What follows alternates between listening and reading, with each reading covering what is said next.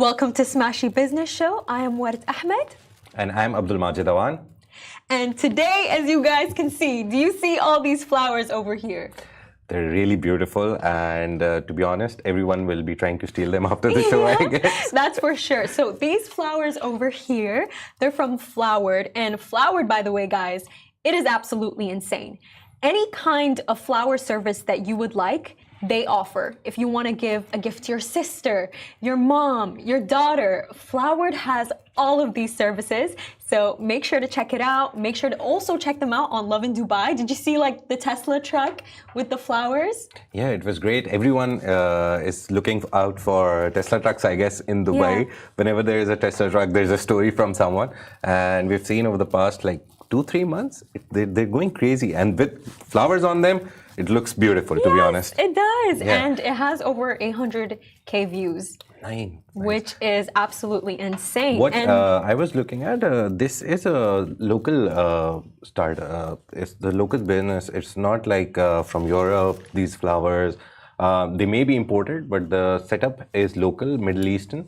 And Richard was telling me that it's a unicorn of sorts, the whole company.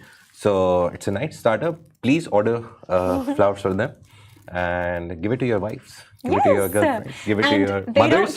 They don't just give you guys flowers. You can get gifts. You can get chocolates, jewelry, perfume. So you're gonna get the whole package with flowers. So and there's a lot of flowers for all the occasions. The website is divided into sections for occasions as well. So yeah, it's not difficult to find good flowers for a occasion. Just go to the occasions page and they have set bouquets for you. Yeah. And starting with today's topic, we have somebody really exciting, Rihanna. So Rihanna was caught wearing Emirati jewelry from this brand known as Ailes, founded by these two Emirati sisters, Hind and Fatma Ismail, in 2021. Essentially, she was in the AC Milan and Man City match, and she was just wearing sets of the jewelry from this Emirati brand. Now, you can imagine how this would make Emirati girls feel. We're talking about her brand as well, that it's doing really good in the Middle East region. You're wearing it right now, I guess. Fenty Beauty over here. And then you wearing her brand and her wearing an Emirati brand. That's a very big thing, to be honest, I think. And it's good for business. Again, we have to come back to the business because it's a business show. And it's really good that global superstars are marketing the startups or the businesses from this region, and mainly Emirati. It does make a difference for startups. Yeah, it really does make a difference, and obviously it brings in a lot of good money, not into their pockets, the owners' pockets, but in the region as well. So again, yesterday we were talking about how this region is attracting a lot of capital from the world, and these small startups, which we also call micro, small, and medium-sized enterprises, because these startups grow into that, and then they become unicorns and big companies. Yeah, so they've been doing good. I would definitely not call Fenty Beauty a startup. By the way, not Fenty Beauty, the startup, the Emirati jewelry startup. You know, according to Forbes Middle East, Rihanna is actually worth $1.7 billion. Only? Yeah, probably worth more. We don't know, or less. Who knows? But her brand, by the way, it has such an important presence in the Middle East. You know, in the UAE, in Saudi Arabia, specifically in the UAE. I have some statistics for you guys. When Fenty Beauty first launched, it actually increased by 200% in the first month after launching in Saudi Arabia. Nice. So you can see how, you know, her bringing this American brand, to the Middle East, you can see how it has really influenced young women in the Middle East, myself included. Like, you can see how I have it, I'm wearing it right now. And, you know, I think it's really special because when she launched Fenty Beauty in 2017, she actually launched it to make women everywhere feel included. And I feel that she is definitely making women in the Middle East feel included. Nice. That's a nice story. And coming back to the point, what we were discussing about Rihanna, men, usually us, we don't think about her products much because we can't use them. Yeah. Some men do. But I would suggest and I hope that she makes better songs and more products for you as well. Yeah, she stopped making songs. But that's the thing. She has stopped making songs, but she's generating insane revenue. But she's gone into that entrepreneurial spirit, I guess. Everyone goes, when they're towards that retirement age, they've made enough capital, made enough money. I guess everyone goes into that. We've seen a lot of big stars, Big Shaq, Shaquille O'Neal. He is a big entrepreneur. He's invested in so many ideas, businesses, and he's invested a lot in the Middle East as well. And we see so many names investing in this region. And finally, it's happening for this region. Yeah, it is. And, I also think that, what Rihanna is doing, it's really interesting because especially with her brand, Fenty Beauty, she launched about 40 shades. Now, I know you don't care about makeup, but that's something really cool because in the makeup industry, for a while, they didn't have shades for all kinds of women. Oh. With all kinds of colors. So that's a nice initiative, I guess. So it's really a great initiative because around the Middle East, in Sudan you have Africans, in the UAE you have people who are a bit more tan. So that's what makes Fenty Beauty so beautiful, and that's why her wearing that gold jewelry, it symbolizes so much. I guess that is why my wife likes the brand too. Now since you've given me a perspective of why, now I understand why my wife likes it too, and why so many women talk about this brand. No, and honestly, the products are good. Like she. Are they cheap? That will be my question. As a man, I always think about the value for money. So if it's good value for good money, then I think it's good. I wouldn't say cheap, but I would say the quality is really good. So you get good value for money, right? Yes, you do. You do. Then that's fine. Then you can spend, I guess, 500, 600 dirhams on all the products. But everything I should think in business, in any product, any software product, hardware product, anything, there should be good value for money. And that is like the key to a good business. If you have a product which is very expensive, but it solves a big problem, people will pay money for it. Yeah, and since you're saying it has 40 shades, they launched 40 shades, it solved a big problem. So I guess the price is not an issue right now. Yeah, I agree with you. And, just to develop on that point, I think the fact that people want to use Fenty Beauty, it's not just about how great the products are, how great the initiative is. It's also about the fact that young women, we all love Rihanna. Do you know what I mean? We all want a product that has her name stamped on it. And it really brings me to this point where I genuinely feel like when we see businessmen, businesswomen having certain habits, we want to have those habits too. Yeah, they have influence, to be honest. Before this influencer word was attached with social media, the celebrities were the real influence, and TV was the best medium to look at them. So they were always there in the ads. So they still have influence, I guess. And with Rihanna, I guess this Emirati jewelry that she wore, I hope that business grows into multi-trillion dollar business. And likewise, I hope that other stars who are coming here, usually we see a lot of them wearing, whenever they go to a region now, what we've seen is they try to take the clothes or the jewelry or something from that region to give it a local look. And that's great for every region, and for especially the Middle Eastern region. Yeah, great, it is. Great to see that. And specifically, developing on that discussion of influence, the influence of businessmen and businesswomen. It's like, for example, let me bring up Khalaf al-Habtour. Previously we've discussed how he wakes up at 5 a.m. My father is a hardcore fan of Khalaf al-Habtour. He read the book, he loves that man, and he comes to me and he's like, Ward, he wakes up at 5 a.m. And he wakes up at 5 a.m. Do you see what I mean? This is the power that these people hold. It's not just that their enterprises are amazing. It's the fact that them as individuals, their habits, people want to follow them to become like them. I guess if you asked me this question before the show, that who is your favorite businessman? I won't say a startup person, but who I really like is the DP World CEO, Sultan Ahmed bin Sulaim. The way he speaks, the way he presents himself on the international arena, whether it's a conference, I really like his personality. Maybe I'm a little old and mature. That is why I have selected a person who is who has seen the epitome of being a businessman, and really like him. You should go watch a video of him, check it out. maybe see a speech of his. The way he speaks, he's articulate, he's great, to be honest. Do you know his name? Sultan Ahmed bin Sulaim. He's the DP World CEO.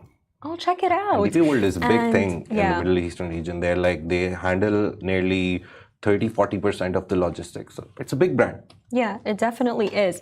And moving to the next topic, Sharjah, the city who has been overshadowed by Dubai for a very long time. And Abu Dhabi. Yes. Sometimes as well. But I believe no longer. Sharjah's real estate market reaches a record-breaking high of $18.6 billion. I mean dirhams. Yeah, I was looking at the story. It's great to look at all the Emirates doing good. Whenever we talk about UAE, I'll tell you a small joke. When I was coming here like 2 years ago, my father asked, "Where are you going?" I was like, "I'm going to UAE," and he's like, "Oh, you're going to Dubai." I was like, "No, I'm going to the UAE," and he's like, "No, you're going to Dubai. It's the same thing." So outside of this region, some people still have this misconception that Dubai is everything in UAE. That's very true. I agree with you. I believe that all the Emirates growing in all the traditional markets like real estate, tourism, and we've seen Ras Al Khaimah invest a lot in tourism. The first casino, we've given a look of how it will look like. Sharjah now investing in their property infrastructure and getting good gains out of it. It's very good for the whole of UAE, not for Dubai and Abu Dhabi only. So we have 7 Emirates. People usually don't talk about Al Quwain, Fujairah, but now they're coming to the front as well. They're doing business which was unthought of. Rack ceramics, Ras Al Khaimah ceramics, that. So we have to understand that Sharjah doing good is not good for them only. It's good for the UAE. Yeah, I agree It's good with for you. the region as well. So every city growing. Yesterday you talked about how cities grow and then eventually the nation grows. It's really great to see that. 18.6 billion, it's not a small amount. And let's see, hopefully we'll see more of these stories coming out of other Emirates as well. Right now, I guess due to accessibility, people prefer Dubai. Most of the businesses are here, headquartered here. There's more job opportunities here. That is why Dubai is like the center of the UAE. But Abu Dhabi also has a lot of opportunities. I personally like Abu Dhabi because it has a very calm, soothing environment, and Sharjah has the same sort of environment there as well. It's interesting that you say that, by the way, because at my retail job, whenever I meet any Emiratis, my first conversation with them is, "Oh, like which city do you prefer?" And they always say that they go to Abu Dhabi for how soothing and silent it is.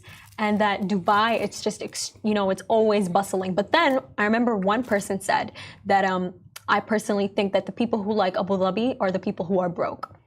It was insane. Abu Dhabi is expensive, to be honest. It's more expensive than Dubai. It was really insane that they said that to me, but yeah. Yeah, but Abu Dhabi is, for what I've seen, again, I'm a new entrant into the UAE, so my perspective is Abu Dhabi is for families. It's a very family-oriented place. A lot of my friends who are married, they prefer to live in Abu Dhabi and they travel to Dubai for work. I don't know why. Maybe it's the traffic. Again, the bustling city of Dubai. It's not. Sometimes there is a lot of traffic on the roads, but Abu Dhabi is very calm and peaceful. I remember a taxi driver. He had 2 cars in front of him at the signal, and he was like, "Oh, it's a very busy day. There's a lot of traffic." And I was like, "You haven't seen Dubai traffic, I guess." So yeah, Abu Dhabi is calm. Sharjah. Have you been to Sharjah? I have a couple of times. I think that just go to their Corniche in the night. It's really such a great, calming, soothing feeling there. You love it. So Sharjah, and again, it has a lot of mosques. It has a lot of cultural importance as well. So now with real estate coming in, I guess they're building on it. And hopefully they'll become something big sooner. Yeah, and you made this point of how, everyone is choosing Dubai. I mean, do you blame them? I mean, I choose Dubai. Yeah, I'm so team Dubai. Depends. Everyone who has a preference, who is given an option to choose any of the 7 Emirates, obviously Dubai. But people are opting for Sharjah because of the low rents. That's one of the main points. More availability of places within the city, closer to amenities. That's also a point. And there is this number in this report that we're talking about, that there's 106 nationalities that have invested in Sharjah in the first half of 2024.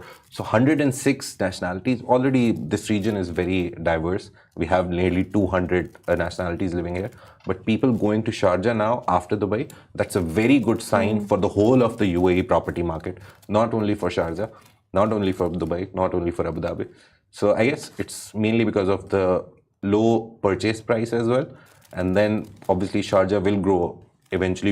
Every emirate is growing. Yeah, and I definitely think Sharjah is also very underrated. Yeah. I think sometimes, people perceive it as one thing because they visited one location, when in reality it's multiple beautiful locations that it has. To be honest, whenever you go to, if you go to Dubai's Dera side, the old Dubai, and you go to Sharjah's old Sharjah place, or you visit Sharjah, it's the same thing. All these Emirates, they have some commonalities. So yeah, property market growing great for the region, I would say. We've seen Saudi Arabia working on NEOM, all these projects. Yes. Then Sharjah now growing, shows a lot of potential in the region, and people should come here. Yeah, invest they should. all their money here. And speaking of investments, UAE residents gain access to Bitcoin and Ethereum with M2 ADGM's new bank account integration. So it's a very complicated topic, always talking about crypto, because a lot of people still don't understand crypto. I'm one of them. So I'm one of them. So I'm being honest. So please explain it to us, my friends today, because we're all like, we want to invest, but we don't really get how to do it. See, it's if you ask me, it's like 2 or 3 step procedure. It's very simple. If you understand finances, if you understand money, then getting into stock markets and these crypto markets, it's not that difficult.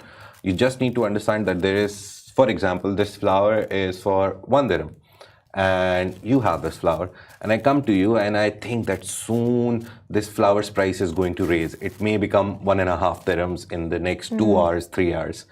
Maybe there are million factors which affect the price of this flower, but you have this flower, and I come down like, I'll give you 1.25 dirhams, please give me this flower. And you're like, oh, I'm getting good 25% profit on this 1 dirham. So you'll give me that flower and I'll send it for 150 when the price rises. So this is the very basic idea of how the cryptocurrencies work. This initiative by M2, it's in the Abu Dhabi global market, and they recently got certification from the financial markets in ADGM as well. So they are certified. What you can do is you can take your local UAE bank account, any bank in UAE, Abu Dhabi, ADCB. So it's for all UAE residents? Yeah, so all UAE residents have a bank account by default, because we use a lot of cards here. We don't I never Apple have Pay, cash Google on me, Pay. by the way, Yeah. like never. I have like 100 dirhams in my wallet since last 2-3 months. I'm trying to use them, I can't. So yeah, you can integrate, you can take your local bank account and use that money in your account to buy BTC and Ethereum. Bitcoin and Ethereum. So it makes things very easy for you. Usually you go to services like Binance. Binance is very big in this region. Whenever you see someone having an interface, when you're in the lift and see someone looking at some graphs, it's always Binance. You ask them, oh, you also do trading on Binance? They'll be like, yeah. So Binance is like, how do I explain it? It's like a market. It's like a shop. You go there, you have all the currencies. It's not just Bitcoin and Ethereum. There are millions of cryptocurrencies, so you can buy it from them. But this makes it easier because now you can use your local bank to buy it directly. So yeah, it makes things easier. So what you've seen in this region is they try to always reduce the steps. So if Guys, it's do you hear that? Do yeah, you hear if what he it's just said? 8-step procedure, they'll bring it down to 6. If it's a 6-step procedure, they'll bring it down to 3. Be it visa processes, be it anything, insurance processes, whatever process you take, Dubai, UAE always tries to optimize it. And But you know, Majid, I noticed something on social media. People are constantly saying, oh my God, you are going to become rich if you invest in crypto and Bitcoin. What are I feel like there is a risk to this. You know, there is a big I just risk. don't know what it is. See, the basic idea of a stock market, before we talk about crypto, let's understand the stock market. It's very easy. Basic idea is you go in with the money which you have to lose. So if you have 100 dirhams, don't take all the 100 dirhams and go in there. See how much money out of those 100 dirhams you need to survive and thrive. And then if you're saving like 20 dirhams per month out of those 100 dirhams, you think those 20, even if I lose it, my life will be fine. Invest that money always in stocks and crypto now. So the money that you can lose, always spend that into crypto. And people have lost millions of dollars, to be honest. It's not like, and crypto is a very volatile market. It almost feels like a gamble. Like you're gambling with your money. The basic idea of stock markets is gambling. You think this thing's price will increase. So eventually you invest in it. And if it goes down, you lose a lot of money. If it goes up, you earn a lot of money. So it is gambling. It is sort of gambling, but it's legalized gambling, to be honest, in financial terms. It's legalized. Every big stock exchange in the world, the New York Stock Exchange, NASDAQ, the Toronto one is the 8th largest in the world. There's every city, every country has stock exchanges. So yeah, stock exchanges are legal. You can work in sorts. So my basic 3-sentence suggestion. Use the money to invest in cryptocurrency, which you can lose, and your life will be unaffected. Do always, always, always, always do your research. If you think you've done your research, do it again. So that, and third, always try to talk to people who are experts in it. Don't just think that this friend is saying buy BTC, it's going up. Don't. Talk to the experts, look at the experts, follow the experts. Do you They're have the any best people. experts to recommend? Elon Musk. Oh, yes. He loves cryptos. Yeah. But go on Twitter, follow a hashtag, cryptocurrencies. It's the best hashtag. It's always there. There is CoinMarketCap. That's the best website I use to follow crypto. Every second it updates the prices. So yeah, coinmarketcap.com. Go follow that. It's the best website. It shows you graphs, so you can always guess if it's going up. It may go up. So yeah. Learn to read those graphs. They're the best thing if you want to earn from crypto. I will definitely be following that. And with that being said, make sure to follow Smashi Business, guys. We've got more interesting topics coming up for you guys. And have a nice weekend. Thank you. Bye-bye. Thank you.